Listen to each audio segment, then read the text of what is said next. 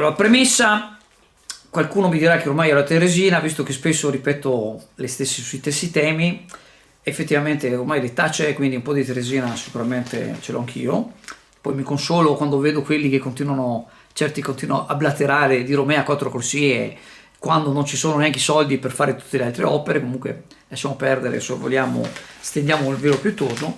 L'articolo che mi ha colpito particolarmente è questo che è stato pubblicato su mercoledì 8 novembre ed è a firma del giornalista Claudio Trabona, che è un'intervista fatta al professor Andrea Rinaldo, che è un ingegnere idraulico veneziano che pochi mesi fa è arrivato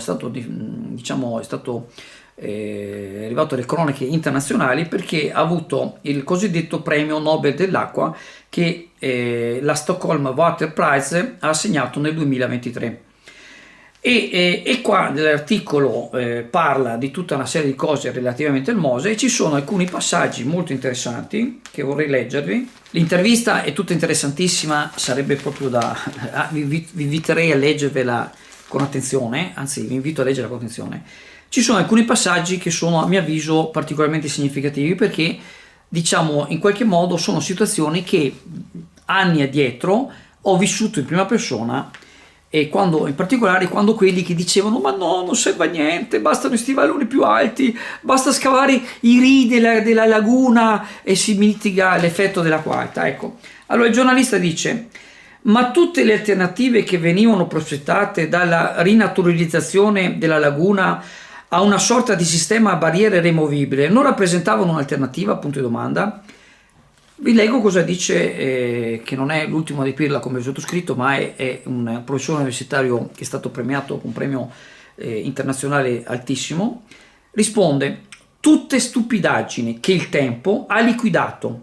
Speravo che quanti le pronunciavano, non dico che ammettessero l'errore, ma almeno oggi stessero zitti. Il passaggio, ma ripeto, serve tutta da imparare a memoria, è in cui il giornalista dice: assistere a così tanti giorni consecutivi di acqua alta rappresenta un'accelerazione impressionante, imprevedibile fino a qualche tempo fa, e lo scienziato risponde che la frequenza aumenti non è una previsione da palla di cristallo, perché da 8 anni di fila aggiorniamo i record della temperatura media annuale, almeno da quando misuriamo con dati attendibili. Ecco, mi permetto di dire che già 20 anni fa, quando gli ingegneri del Mose sono venuti a Chioggia in commissione comunale spiegando perché facevano il Mose, ci mostravano le statistiche che gli aumenti della marea erano sempre più alti praticamente, senza contare che, visto che si parla di temperature, proprio oggi su tutti i media c'è la notizia che il mese di novembre è ancora una volta il mese più caldo di tutti i mesi di novembre del passato a oggi. C'è stato un aumento ancora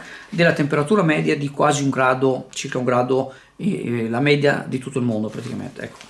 Poi altro aspetto importante a mio avviso è quello che dice, che parla di bacini di eliminazione. Allora, con gli ultimi maltempi il Veneto è quello che si è più salvato rispetto ad altri, anche se Zai ha detto che abbiamo 100 milioni di danni e che ci vogliono 500 milioni di euro per sistemare i bacini di laminazione, quelli che dovrebbero assorbire le eccedenze di acqua piovana, perché quando arriva acqua piovana non sono quattro coli come abbiamo visto. E apro e chiudo una parentesi: quelli che parlano di Romea mi diranno dove si trovano i fondi, visto che Emilia Romagna ha avuto il disastro, devono ancora dare i soldi. In Toscana hanno 1 miliardo di danni. Qua il nostro presidente della regione parla che per sistemare le opere ci vogliono altri 500 milioni. Mi diranno dove trovano i soldi per fare a Romea, visto che abbiamo il ponte sul Brenta che è fermo da anni. Ma comunque chiudiamo questa parentesi.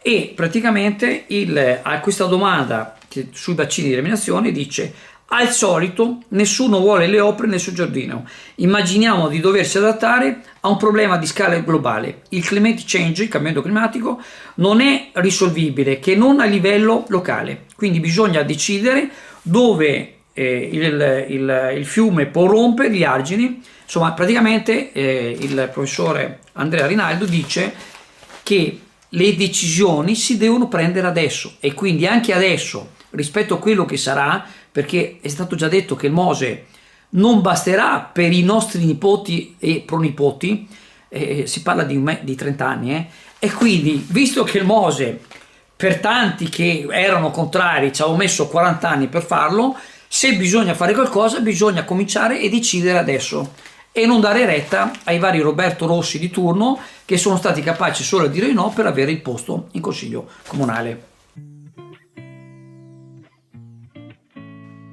Hai già fatto il cambio gomme? Per i tuoi pneumatici invernali o per quelli 4 stagioni, così da non pensarci più, vai da SD Auto a Borgo San Giovanni.